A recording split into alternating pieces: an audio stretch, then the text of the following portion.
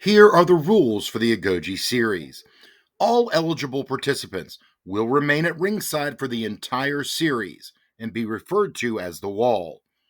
Entrant number 1 will enter from the back, then the second entrant will be chosen from ringside at random.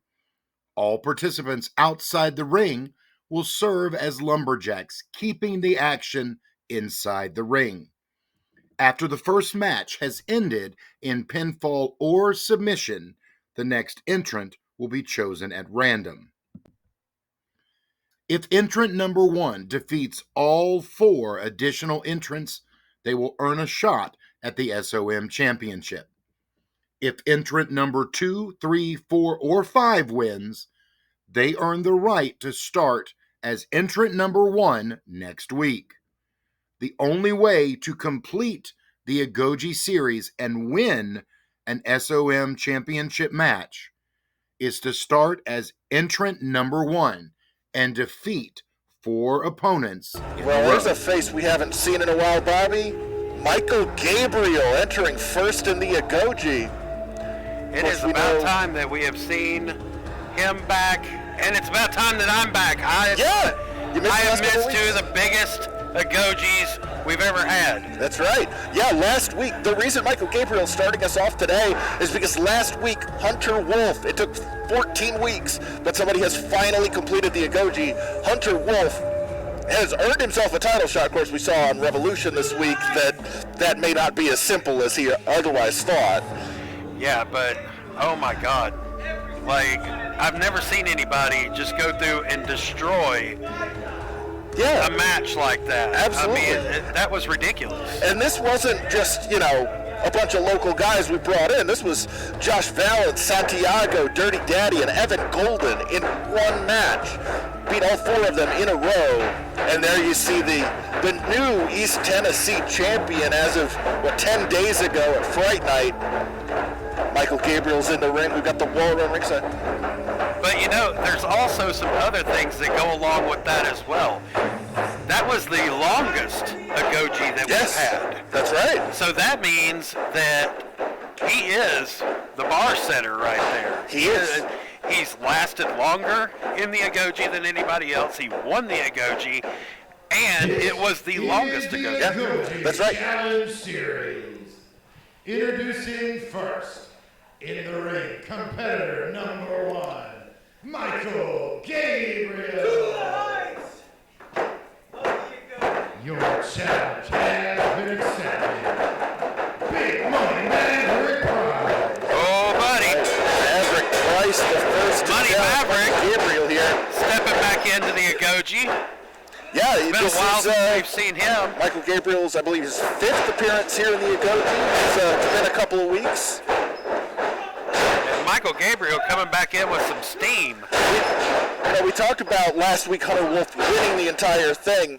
The question on everybody's mind here at School of Morton is, when is he cashing that in? When is he going to get that title shot that he earned by going wire to wire last week? Well, that's just the thing. Hunter Wolf can cash in stuff like that anytime that he wants. And when he does, it's almost a guarantee that he's going to win. There has been no one that has shown that they're able to stop him. Draco got over on him a little bit with the whole El Scorpio thing that he pulled a couple of weeks ago. But in a straight-up fight, that casket match 10 days ago, we see who's got the title over his shoulder today. We couldn't even fit him in the casket. Draco was just outdone from the start on that one because of the fact that you couldn't even fit his big butt into the casket, man. Yeah. That guy is huge. And, of course, that kind of goes without saying, Draco's bad luck in casket matches continues. This is true. Meanwhile, we got a new look here for Maverick Price. He's got some new gear. He's got a nice power slam there. Hooks the leg. 2. Only a 2 count, though, for Maverick Price. These are a couple of guys that we've seen square off before, and they have put on some pretty good matches on times that they have squared off. And, of course, you've got Maverick coming back. It's been a little while. You've got Gabriel coming back. It's been a little while for him. It's been over a month since we last saw Michael Gabriel. Last time we saw him, Barnabas was doing a little bit of recruiting at ringside. Absolutely, and you got to wonder what happened with that. I mean, did he leave and join the circus for a little while? Who knows? I mean, yeah, Barnabas not out here. We do understand. Oh, and mid-story, Michael Gabriel picks up the win. Gabriel He's takes moving the on to the first second win. match here. Santiago returns. Santiago, this is his 8th appearance in the Agoge Series. He has had 4 appearances. Of course, another guy who's been in it a ton, Nathan Cross. 4 appearances. He's the only guy other than Michael Gabriel now to have started the Agoge Series. Nathan Cross out indefinitely after that brutal 3-way street fight that we saw him in back at Fright Night. That is one of the best matches that I think I've ever called. And it was just awesome from bell to bell. But Yes. Fright Night was awesome What an from the incredible word show. go. I mean, I really think that was one of our top shows that we've had since I've been here. Absolutely. I don't have as much of a frame of reference, having only been here about a month and a half, but everybody brought their A game to Fright Night. They really that was an did. And incredible we show. saw the return of Sean Carson that night. Yep. I mean, With 2 matches that night. and Lost them both, but he was. he shows back up, and he's just a little bit more sleazy. Yeah. I mean, yeah. It's hard to say we missed him, but the place was certainly not the same without him. Of course, Santiago challenged for the hybrid title 10 days ago back at Fright Night, coming up short against Evan Golden, absolutely. another veteran of the Agoge Series. He's now 2nd place in most matches in the Agoge, behind Santiago, now that he's pulled into the lead. This is Santiago's 11th match, which ties Evan Golden for most, or his 11th match in the Agoge Series, which ties him for first all time. Of course, Michael Gabriel may have put him down with that neck breaker. 2 count only, Santiago able to kick out. I will say that Michael Gabriel has completely upped his game since leaving and coming back. Yes, I mean, absolutely. He seems a little bit more brutal, and he seems a little I would bit agree with that. more, Yeah, we don't know where has he's. more to prove. Yeah, I would absolutely agree with that. We don't know where he's been or what he's been doing, but he has come back with a vengeance. He's come back with an edge that we hadn't really seen from him. A drop kick to the back of Santiago.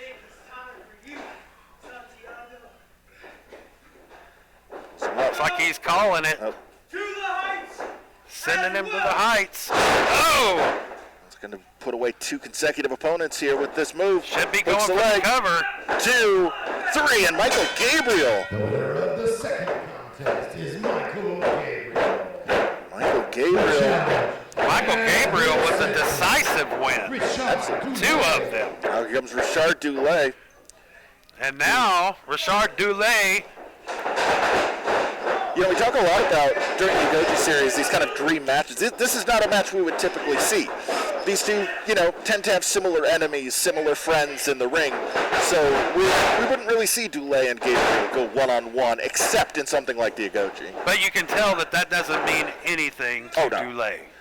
That absolutely means nothing. After, the disappearance of Judas, and, these guys have something big to prove now. Yes. You know, these guys are wanting to show that, they don't have to have Judas out here to make them who they are. Well, And I've agreed with that for a long time, because you know my feelings on Judas. I do. We also know Cousin Condry's feelings on Judas, which is why we don't see Judas ringside here. He's growing on me. Cousin Condry, he's growing on me. I thought you were going to say Judas. I was like, oh. No, hell no. Like a boil? No, that's more what it's like. Okay. Cousin Condry. But Condry is, like his performance at Fright Night and making sure that Judas stayed in that cage. And, well, I say that, but now Condry's over there just staring at me again. He sure is. And Now he's pointing at me. And I'm not sure what to think about that.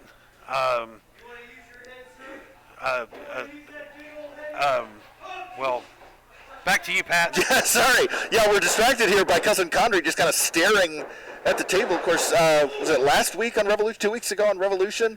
I was interviewing the family, and, Cousin Country made his presence known then as well, in addition to everything going down at the pay-per-view on Fright Night. Is he still staring at me? No, now he's staring down the new East Tennessee champion, Condrey and Hunter Wolf. Meanwhile, Richard Dulé in control. Michael Gabriel starting to show the wear and tear of this being his third match. Of course, I'd be happy to see Wolf there for a minute. Yeah. Well, it's if you notice it got darker at the table, Wolf kind of blots out the sun when he comes and stands in front of us. But here we go, Richard Dulé. Yeah, absolutely. Really giving a run to Michael Gabriel here. So far, this is the one that he's had the most trouble with. Of course, we're 3 matches in. Right, and he's we alluded to away it from getting his title shot. Yeah, that's right. Oh, hold on. 2. And Gabriel prevents Dulé from being the second straight member of the family to walk out with the win. One more match for Michael Gabriel. You got to wonder how much of an impact Dulé would be. Oh, my goodness. All right. Well, things picked up. Anthony That's the SOM Heavyweight Champion. I was all set to talk about how Cousin Condrey, No, we didn't forget Cousin Condrey. This is the first time we've seen James Anthony in this match. So we're really going to see this. Okay, we talked about it a little bit on Revolution 3 days ago on Revolution. Anthony does not want to defend the title against Hunter Wolf. He absolutely does not.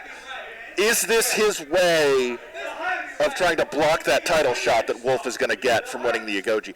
But again, you can't talk about the family without talking about what happened with Judas, with Cousin Condrey. I mean, we saw it on camera. He abducted Judas. Oh, hold on. Super kick from the champion. 2. 3. And puts him down. Winner. Wow. I mean, I guess if Michael Gabriel's going to get put down by anybody after having 3 spectacular matches, it has to be by the SOM champion.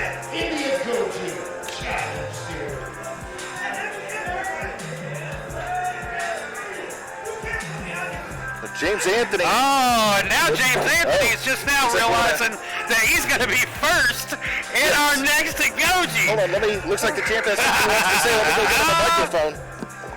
I don't think I think that the champ's plans have backfired.